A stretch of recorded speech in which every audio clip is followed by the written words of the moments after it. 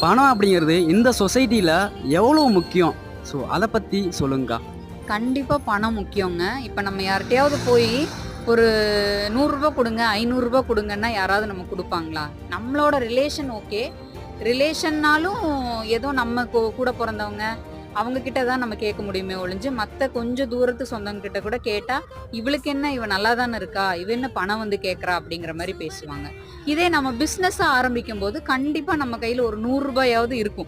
நம்ம யாரையும் போய் கேட்க வேண்டாம். நம்ம குழந்தைங்களுக்கு ஒரு பிஸ்கட் வாங்கணும், இல்ல நமக்கு புடிச்ச ட்ரெஸ் எடுக்கணும், நம்ம ஹஸ்பண்ட்க்கு ஏதாவது செய்யணும், இல்ல ஒரு ஃபங்ஷனுக்கு நம்ம எதுக்காவது போறோம். அவங்களுக்கு ஏதாவது ஒரு கிஃப்ட் நம்ம வாங்கணும் அப்படின்னாலுமே, நம்ம கையில இருந்து இது பண்ணலாம். இதுக்கு எல்லாத்துக்குமே முக்கிய காரணம் பணம் தான். அதுக்கு நல்ல ஒரு தொழில் நமக்கு தேவை. இதே நம்ம வேலைக்கு போனோம்னா, மாசம் வர வரையும் நம்ம அத எதிர்பார்த்துட்டு இருக்கணும். அப்புறம் அந்த பணத்த நம்ம எடுத்து வச்சு செலவு பண்றதுக்குள்ள, அடுத்தது நமக்கு ரெண்ட் இருக்கும். நெறையா செலவு பண்ணிருவோம். காச நம்ம